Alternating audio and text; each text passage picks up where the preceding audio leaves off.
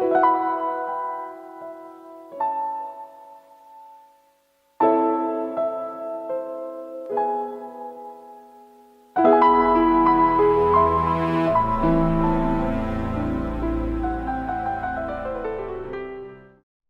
gostaria que a igreja acompanhasse o Salmo 115.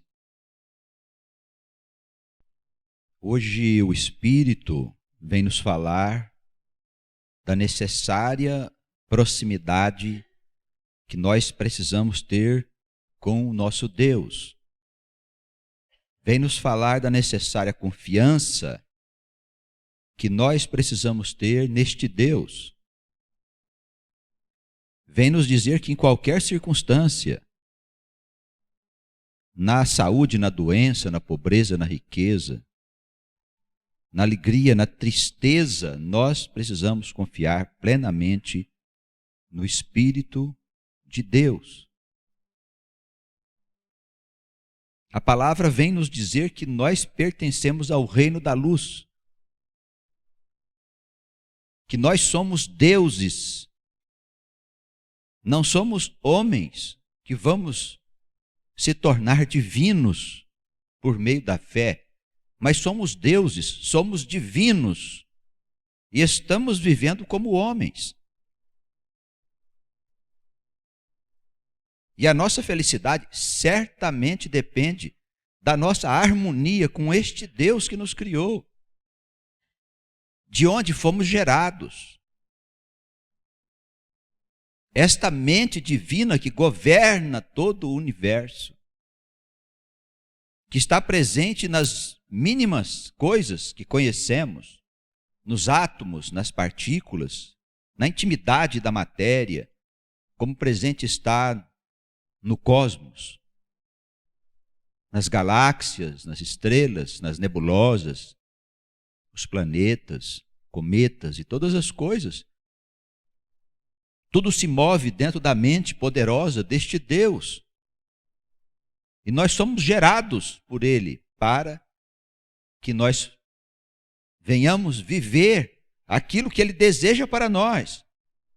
Ele nos quer conceder a eternidade. Irmãos, não é um lugar para a gente morar no céu.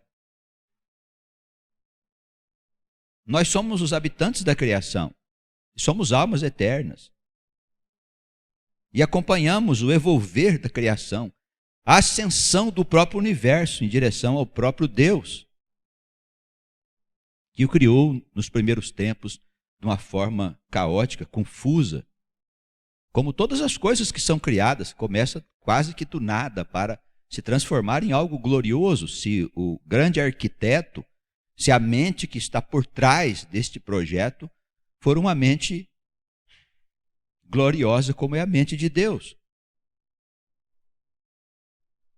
E quando nós passamos a crer que fazemos parte de toda esta obra, de toda esta criação, estamos integrados nesta criação, a gente passa a viver de uma outra maneira.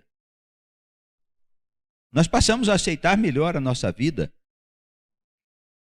porque sabemos e temos a certeza que foi esta vida que Ele nos deu agora, exatamente do jeito que ela está.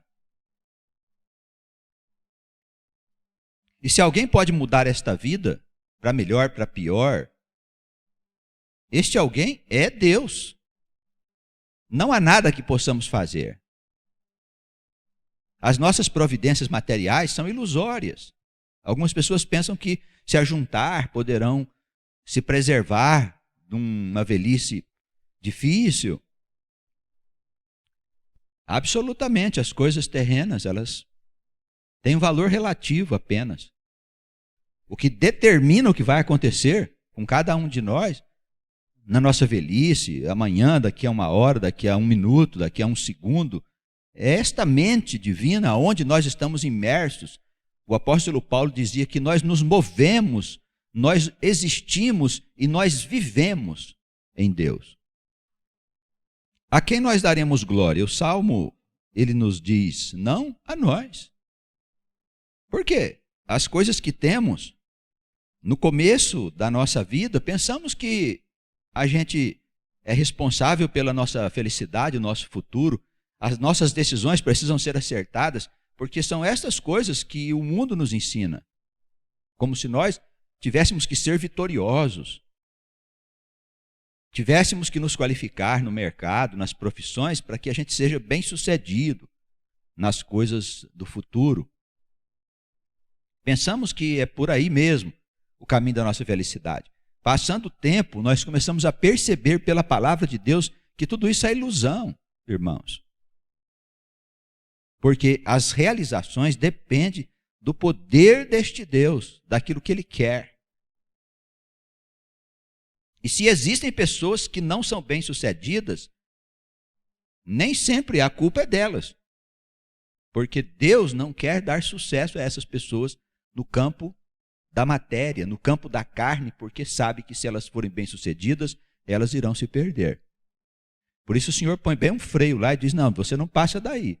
O sujeito faz, acontece, luta, e se qualifica, tenta de todas as maneiras encontrar recursos para poder superar aquela barreira e não consegue. Porque é uma determinação de Deus. Então, não a nós, não depende de nós, mas ao teu santo nome seja dada a glória por todas as coisas, por amor da tua benignidade e da tua verdade.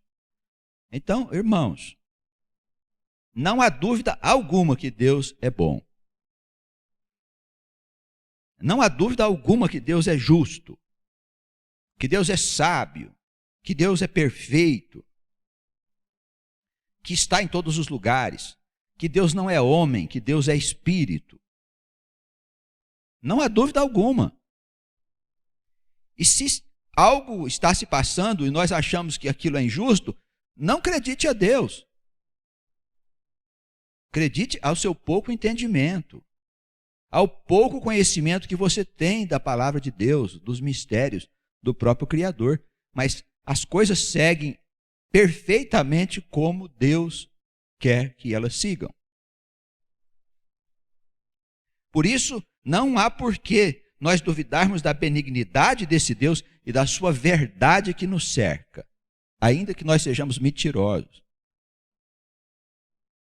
ainda que nós estejamos perdidos. A nossa mentira, a nossa ilusão, as coisas erradas que nós pensamos e fazemos, absolutamente não afetam a verdade que nos cerca. Ela está ali sempre conspirando ao nosso favor, não é contra nós, mesmo que a gente esteja fazendo o que não convém. O Senhor sempre está com a sua verdade e benignidade em plenitude à nossa volta, conspirando e trabalhando para que um dia nós possamos ser apenas luz e não mais trevas.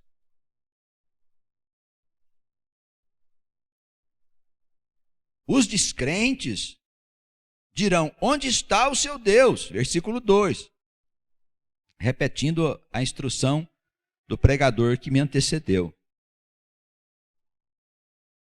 Porque nós temos que passar por provas, nós temos que passar por dificuldades decorrentes dos nossos pecados, da vida presente, da nossa história passada, e da necessidade que temos de desenvolver o nosso intelecto, a nossa moralidade. E de sermos provados nesse desenvolvimento. Não só de aprendermos, mas de passarmos por provas para saber se esse aprendizado está sendo verdadeiro. Nós somos criaturas eternas. Estamos saindo das regiões das trevas a caminho da luz. E tudo isso significa qualificação. Não profissional, é qualificação de natureza espiritual. De modo que venhamos a receber a eternidade que Jesus nos oferece. Eternidade é um estado de espírito. Por isso Paulo dizia a Timóteo, toma posse da eternidade. Ele não podia tomar posse da eternidade aqui, se ela estivesse em outro lugar. Mas é um estado de espírito. Quando eu tomo posse da eternidade, eu não morro mais. Ainda que meu corpo morra 1000 vezes. A minha alma permanece viva. E essa é a morte que nós precisamos temer. não a morte do corpo. Esta obedece ao processo natural da própria vida.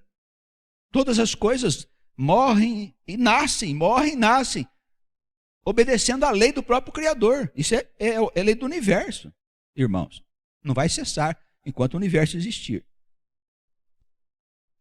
Mas a nossa alma não pode ficar presa nas regiões da morte. Quem fica preso na região da morte? Quem não crê no Senhor. Quem não tem um propósito de vida que vai além dos interesses terrenos e materiais. Porque os irmãos há de convir comigo que é muito pobre uma vida que só se interessa pelas coisas terrenas. Imagina você que uma pessoa que só se interessa por bens materiais, diante de um patrimônio de conhecimento, como nós temos aqui, das Escrituras Sagradas, que revelam a nós quem nós somos. E mostra as causas porque o mundo está se acabando. Porque a sociedade está nesta crise terrível que está diante de nós, porque as pessoas desconhecem a verdade de Deus. E nós estamos sendo chamados para sermos as sementes dessa nova geração de homens e mulheres que vão habitar e construir um mundo novo. Temos diante de nós aqui uma maravilha. E por essas razões nós precisamos ser provados. O nosso Deus está nos céus, versículo 3, fez tudo aquilo que é a vontade dele. E aqui no versículo 4, irmãos, até o versículo 8, ele faz uma crítica aos ídolos. Porque naquela época, e nos nossos dias, ainda tem pessoas que adoram imagens de barro, de pedra, de pau. É abominação ao Senhor. Quando a gente fala dos limites das religiões, nós estamos falando em face dessas coisas. Aqui são, desde Moisés, quando ele fez críticas à idolatria, vão mais de 3.000 anos de história. E vamos imaginar que essa questão de adorar ídolos fosse uma coisa assim, que você pudesse ler e entender ou não, uma passagem ou outra. Não, são várias passagens. Talvez uma passagem obscura, mal traduzida, absolutamente. É claro aqui, idolatria é abominação do Senhor. Ele disse, eu não quero que vocês me representem em nada. Nem num quadro, nem represente o céu em coisa alguma, uma pintura, nada. Eu não quero que vocês me representem em nada. A minha relação com vocês é de natureza interior. Quer dizer, é estados de consciência. É você interiormente que precisa estar em comunhão com Deus. Em conexão. Vamos usar uma linguagem que todo mundo entende aí. Não é? Quando não tem conexão aí no seu celular, o que acontece? Você não consegue se comunicar pela internet com os seus outros conhecidos e tal, não é isso? O que acontece quando não tem conexão? Você começa a tremer, não é verdade? E pedir a Deus que volte logo a conexão para você poder falar com seus amigos, etc. Assim é a nossa conexão com Deus. É muito pior que a falta de conexão com o celular. Porque de Deus vem a vida. De Deus vem a inteligência que opera as obras que permanecem. De Deus vem a nossa paz. De Deus vem o nosso bom sono. De Deus vem o nosso descanso. Se a gente não tiver conexão com Deus pelo Espírito, quer dizer, dentro de nós, comunhão com a mente de Deus, nós não temos essas coisas. E o que é que está à nossa volta? A morte e os infernos. E o que nós vamos esperar da morte e dos infernos? Sofrimento. Os ídolos dos que são descrentes são pratas, ouro, obra das mãos dos homens, versículo 4. Tem boca, mas não falam. Tem olhos, mas não veem. Tem ouvidos, mas não ouvem. Narizes eles têm, mas não cheiram. Tem mãos, mas não apalpam. Tem pés, mas não andam. Nem som algum sai da sua garganta. O que ele quer dizer aqui? Que o verdadeiro Deus é aquele que responde todas essas coisas. Você pergunta, ele te responde. Nós estamos acostumados, irmãos, a depender dos padres, dos pastores. E assim foi mesmo necessário por longo tempo. Mas Jesus mudou isso, irmãos. Ele ensinou nós dependermos exclusivamente das Escrituras Sagradas. Este Deus, quando nós pedimos, Ele dá. Quando nós perguntamos, Ele responde. E Ele o faz de maneira a você perceber que Ele é Deus e que Ele está te ouvindo e que Ele está te respondendo. Nós que somos pastores, nós que trabalhamos divulgando a palavra de Deus, anunciando novas coisas, temos ocasião de desespero, como disse o irmão que me antecedeu aqui na palavra. Temos desespero, medo, incertezas, e perguntamos: Senhor, fala comigo, eu estou em dúvida sobre determinado assunto. No outro dia, algumas horas depois, você encontra um irmão que vem e diz exatamente aquilo que Deus está te respondendo. Ele fala pela boca de um irmão que não sabe absolutamente nada do que está acontecendo. E ele faz isso para dizer: eu sou Deus, eu estou no meio de vós, eu ando no meio do meu povo. Por isso, irmãos, os ídolos são abominação ao Senhor. O Salmo deixa isso claro aqui. Diz: olha, não tem vida. No versículo 8, ele joga uma praga sobre os que fazem imagens. Que eles se tornem semelhantes aos ídolos mudos, assim como todos aqueles que confiam em ídolos. Vamos ler aqui, irmãos, porque uma maldição de Deus sobre as pessoas é uma coisa muito grave. Versículo 8: a eles se tornem semelhantes os que os fazem, assim como todos aqueles que nesses ídolos confiam. É grave. Israel confia no Senhor. Confia no Senhor. Quem é Israel? Somos nós, o povo de Deus, irmãos, judeus e cristãos. Somos nós. As duas casas de Israel somos nós. Israel confia no Senhor, Ele é o seu auxílio e o seu escudo. Auxílio por quê? Porque você tem que lutar, meu irmão. O Senhor não vem resolver teus problemas, não. Mas Ele vem te ajudar na solução de todos os problemas. Por quê? Porque você está sendo qualificado para grandes coisas. Você está sendo preparado para grandes maravilhas que estão por vir sobre esta terra, irmãos. Por isso somos chamados. Por isso o Senhor vem cuidando de toda esta grande nação. A única que o Senhor chamou e disse: é meu povo. Nós que somos cristãos, os judeus, nós precisamos nos alegrar, porque Ele nos chamou de povo dele, irmãos. Isso é maravilhoso. Nenhuma outra nação foi chamada. Nós não estamos falando aqui de estados políticos. Nós estamos falando aqui de um estado que está lá no Oriente Médio. Ou de um país onde só tem cristãos. Não, nós estamos falando aqui de almas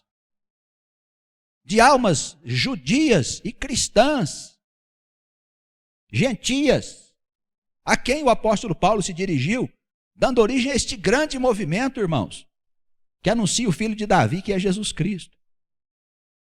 Nós pertencemos a isso. É uma honra nós sermos chamados cristãos. É uma honra nós sermos chamados judeus.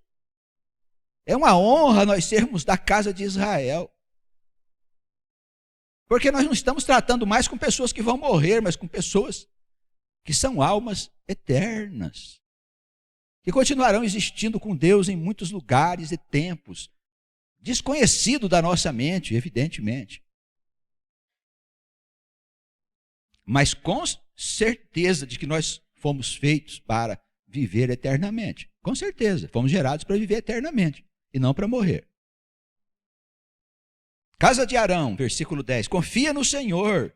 Quer dizer, sacerdotes, pastores, padres, bispos verdadeiros, homens de Deus.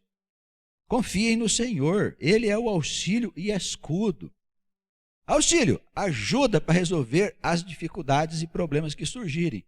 Escudo, porque tem um inimigo que quer acabar com o povo de Deus.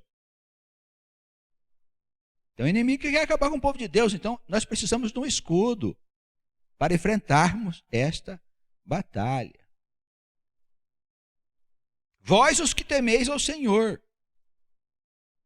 Agora ele não está mais dizendo aqui da casa de Israel, porque a casa do Senhor está aberta para todos entrarem. Vamos nos lembrar que o filho de Davi disse que veio para salvar o mundo. Embora dissesse, em algumas passagens, que teria vindo buscar as ovelhas perdidas da casa de Israel. Mas quando fala Deus pela boca do filho de Davi, ele diz que deseja salvar toda a humanidade, irmãos. Salvar o mundo da sua perdição. Porque o mundo se perdeu porque guia-se por si mesmo. Na verdade, os homens tentaram construir um mundo em cima das doutrinas políticas, que tem o seu papel e ajudou o mundo a caminhar até aqui. Mas essas doutrinas, elas não podem dar felicidade ao mundo para sempre, porque não provém do coração de Deus, provém da mente do homem. Como o homem é imperfeito, essas doutrinas são imperfeitas. Por isso elas estão atritando umas com as outras. Esquerda, direita, capitalismo, comunismo, socialismo, isso tudo, na verdade, irmãos, pertence a um mesmo balaio. É obra dos homens. A humanidade só pode atingir um estado de equilíbrio quando ela se fundamentar no conhecimento revelado pelo Criador. A lei natural da criação. O homem, então, permanecerá de pé. Vós, os que temeis ao Senhor, agora se dirigindo a todos os homens, confiai nele. Ele é o seu auxílio e o seu escudo. Ele está repetindo a mesma instrução. Sacerdotes, povo de Deus, nações de todo o mundo, temei ao Senhor, confiai nele. Ele é auxílio, ele é escudo. O Senhor se lembrou de nós. Isso é maravilhoso, irmãos. Eu não sei quanto aos irmãos. O Senhor me tirou das minhas ilusões, do meu suposto saber. Claro que ele usou de recursos dolorosos, mas ele me trouxe aqui e me pôs diante dele e na casa dele, e passei por várias transformações, várias mudanças, deste Deus que opera modificações em nossa alma em função do seu desejo e não em função da minha expectativa. E assim tem sido, não só comigo, mas com muitos companheiros, irmãos valiosos da comunidade, daqui e de outros lugares. Um Deus maravilhoso que opera mesmo para valer na vida de todos nós. Esse Deus, ele se lembrou de nós. Tem outros que estão lá fora que ele ainda não se lembrou deles. Alguns vão ser lançados em condenação, porque o Senhor não se lembrou deles. Aprove o Senhor colher estes frutos que ele achou por bem colher. Na seara que ele colocou nesse mundo, ele achou por bem colher estes frutos. E ele se lembrou de nós. Poderia não ter se lembrado. Porque nós não temos diferença, irmãos, daqueles que estão na rua. Há alguma diferença de inteligência, de intelecto, de desejo, de capacidade de pecar, de fazer coisas doidas? Não, irmãos, nós somos iguais às pessoas que estão lá fora. Nós somos todos iguais. Diz a Escritura, segundo Paulo, que nós estamos sob o pecado, todos nós, para que ninguém diz, eu sou diferente do meu irmão. Eu tenho uma glória que ele não tem. A Escritura diz isso. Todos estão debaixo do pecado, para que ninguém se glorie. A glória seja só do Criador. Então o Senhor se lembrou de nós. Isso é maravilhoso. Ele nos abençoará, abençoará a casa de Israel, abençoará a casa de Arão, abençoará o povo, abençoará o sacerdote, abençoará todos aqueles que temem o Senhor, tanto pequenos como grandes. Versículo 13, essa palavra é maravilhosa.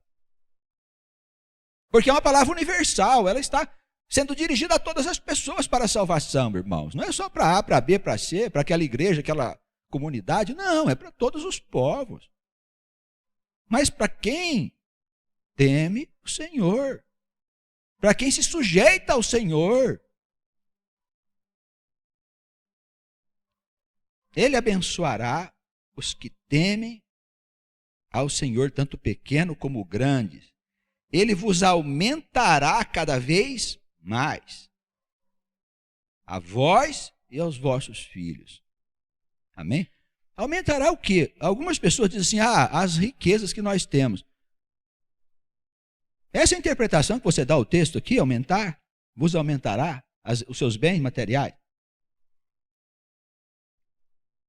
Porque toda a Escritura, ela está direcionada no outro sentido. As riquezas são espirituais. Jesus disse, riqueza verdadeira, o ladrão não rouba, porque não tem como carregar. A ferrugem não corrói, porque não tem como agir. As traças não corroem também. Porque esses tesouros são os tesouros eternos. Toda a Escritura está direcionada nesse sentido, não trata de bens materiais. Os mestres, Jesus, o Senhor, os apóstolos, Paulo, eles desprezavam as coisas materiais. Desprezavam. Por quê? Porque nós temos todas as coisas. Ajuntar coisas terrenas, isso faz parte da infantilidade da alma. Não estamos condenando, mas queremos dizer, irmãos, que nós não podemos viver dessa forma. Quando o pregador disse aqui no começo, que nós não podemos viver como vivem os homens comuns, é nesse sentido. A nossa vida não pode ser perdida em ajuntar coisas terrenas, materiais, bens terrenos. Nós temos que ajuntar os tesouros eternos. O Senhor nos aumentará o quê? Aumentará a nossa família espiritual. Ele nos dará filhos, netos abençoados. No dizer da palavra, não filhos para aborrecimento, mas filhos para a glória. Que as nossas gerações possam se expandir dentro deste caminho do Senhor, os nossos filhos, nossos netos, nossos bisnetos. Porque nós mesmos nos levantaremos nesta herança futura, irmãos, nessa descendência abençoada. Assim funciona a família de Deus. Sois benditos do Senhor. Isso é maravilhoso. Imagina que você ser bendito do Senhor, meu irmão, minha irmã, é a glória. Sois benditos do Senhor. Eu disse, não somos diferentes. Preste atenção nisso, porque não pode passar pela nossa cabeça, irmãos, nem um fiozinho de glória terrena. Nós somos diferentes. Não somos. Ele nos amou, Ele nos chamou, Ele se lembrou de nós. E chamou a gente de bendito. Sois bendito do Senhor que fez os céus, que fez a terra. Os céus são os céus do Senhor.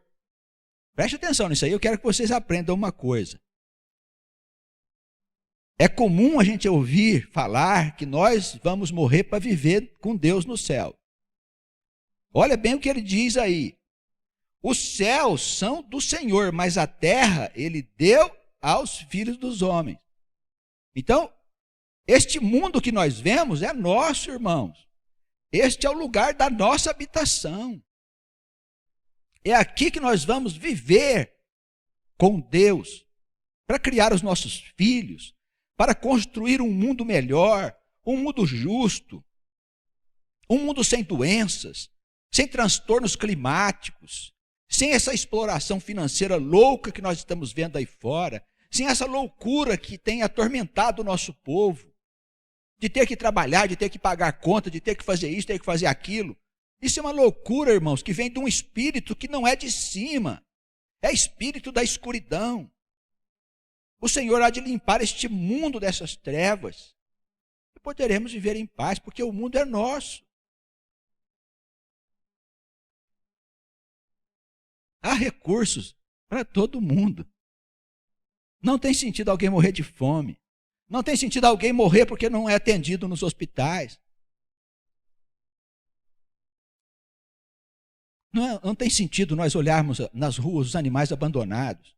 Não tem sentido nós vermos a natureza do nosso Deus ser destruída todos os dias em nome de um crescimento necessário para sustentar o crescimento descontrolado das nações. Essas coisas todas não pertencem a Deus.